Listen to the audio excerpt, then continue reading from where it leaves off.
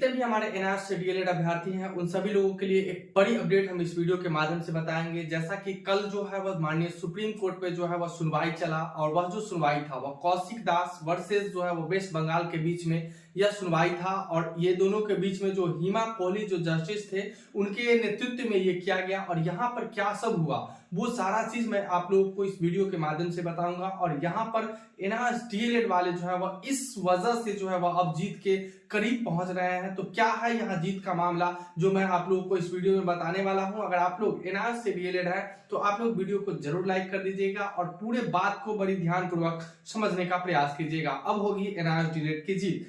तो देखिए अब जो है अभी जो कल की बात है जो कि माननीय सुप्रीम कोर्ट में जो है वह फैसला होना था जिसमें जो वहां के जो जस्टिस थे वह हिमा कोहली के नेतृत्व में किया जा रहा था और यहाँ पर जो वकील थे वह एनआरएस डीएलएड के थे और जो कौशिक दास की तरफ से थे और एक थे जो कि वेस्ट बंगाल की तरफ से। और यहाँ पर दो बातों को रखा गया था। एक बात था कि दो केस था कि एक जो था वह वेस्ट बंगाल का केस था और वहां पर एक उत्तराखंड। तो वेस्ट बंगाल और उत्तराखंड का जो दोनों केस है ये दोनों जो है वह अलग अलग है। वेस्ट बंगाल जो है वह एनआरएस डीएलएड वाले को नहीं लेना चाहती है। वहीं पे हम बात कर लेते हैं तो ये वेस्ट बंगाल जो है वह एनआरएस डीएलएड को रखना चाहती है। तो दोनों का जो है वह नियम अलग अलग है। लेकिन यहाँ पर सबसे बड़ी बात आ रही है कि क्या एनआरएस डीएलएड वाले जो अभ्यर्थी हैं वो आगे की शिक्षक भर्ती में मान्य होंगे या नहीं। तो यहाँ पर जो मान्य होने की जो सबसे बड़ी बात है मैं आप लोगों को बता दूं कि ओडीएल कोर्स यानी कि जो डिस्टेंस लर्निंग कोर्स होता है जो कि आप लोगों को यहाँ एनआरएस डीएलएड की तरफ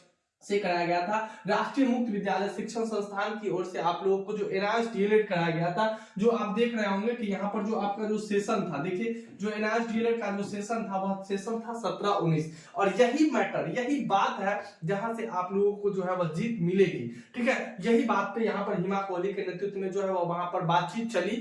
काफी देर तक यहाँ पर जो है वह मशक्कत चलती रही। जो कि मैं बता दूं कि जो एनसीटी का जो गाइडलाइन 2010 है 2011 है इसे सबको रखा गया।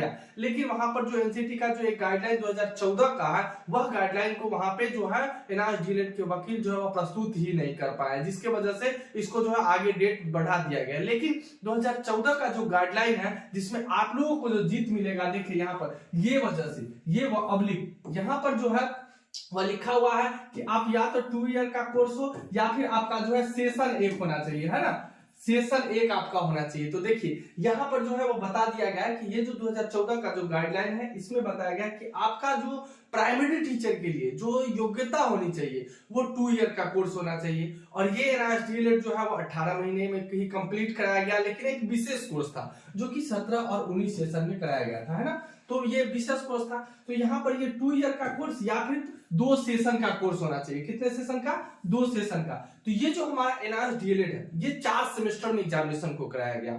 यानी कि एक प्रथम वर्ष था और द्वितीय वर्ष था, यानी कि 2 सेशन हो रहा है। 2 ईयर इधर 1 ईयर का होगा तो ये 12 महीने का होगा और यहाँ पर सेशन की बात करते हैं तो यहाँ पर 9 महीने का जो है वह 2 सेशन हो रहा है। तो ठीक है ना। तो ये जो कोर्स कराया तो वहां पर हिमा कोहली जो जस्टिस थे उनके तरफ से एक बात को रखी गई कि ये कोर्स आप लोगों को जो कराया गया था वो प्रशिक्षण देने के लिए कि आप जहां से पढ़ रहे हैं जहां पढ़ा रहे हैं वहीं के लिए आप मान्य होंगे। तो यहाँ पर से एनआरएस डीएलएड वाले के वकील के तरफ से एक बात को रखी गई कि हम लोगों को ये नहीं कहा गया कि एक ही बार ये कोर्स को करिए और जहां पढ़ा रहे हैं वहीं।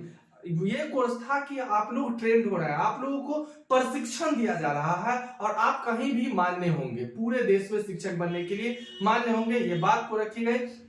तो उसके बाद जो है वह हिमा कोहली जी जो है वह आगे का डेट जो है वह दे दिया है। और मैं आप लोगों को बता दूं कि आगे का जो डेट है वह है 16 फरवरी। ठीक है, 16 फरवरी को जो है वह आगे का डेट दे दिया गया है। तो आगे हम लोग को आप लोगों को बता दें कि आगे 16 फरवरी को जो है वह एनआरएस डीएलएड वालों को जो है वह जीत होना जो है वह अब कुछ ना कुछ निश्चित की तरफ हम लोग बढ़ रहे हैं कि हम लोगों की जीत जो है वह अवश्य होगी। तो इसका वजह यही होगा कि जो एनसीटी, ठीक है, इसका जो 2014 का जो गाइडलाइन है वह गाइडलाइन में यही चीज बताया गया है कि प्राइमरी टीचर बनने के लिए या तो 2 साल का कोर्स होना चाहिए या फिर 2 सेशन का कोर्स होना चाहिए जो कि ओडीएल कोर्स में होता है। और यहाँ पर वही लोगों को टीचर बनना था जो पहले से पढ़ा रहे थे, उन्हीं को प्रशिक्षित करना था। प्रशिक्षित करके उनको पूरे भारत के जो शिक्षक भर्ती है उसमें योग्य करने के लिए ये ट्रेनिंग दिया गया था। और यह एनआरएस डीएलएड जो है एक ही सेशन में कराया गया था 17 और 19 सेशन में। अगर इस सेशन में आपका है तो आप जो है वह जीत के करीब बढ़ रहे हैं और आप लोगों की जीत होगी। तो ज्यादा से ज्यादा लोगों तक इस वीडियो को शेयर कीजिए ताकि सभी लोगों को पता चल सके कि एनसीटी का जो 2014 का जो गाइडलाइन है, इस गाइडलाइन से जो है वह हम लोगों को जीत मिलने वाला है एनआरएस डीएलएड वाले को। तो सभी लोग जो है वीडियो को ज्यादा से ज्यादा लोगों तक शेयर कीजिए और सभी लोगों को ये जानकारी दीजिए कि अब हम लोग जो है वह जीत के काफी करीब बढ़ रहे हैं और हम लोगों की जीत सुप्रीम कोर्ट से होने वाली है। फिर मिलते हैं आगे, तब तक के लिए जय हिंद जय भारत।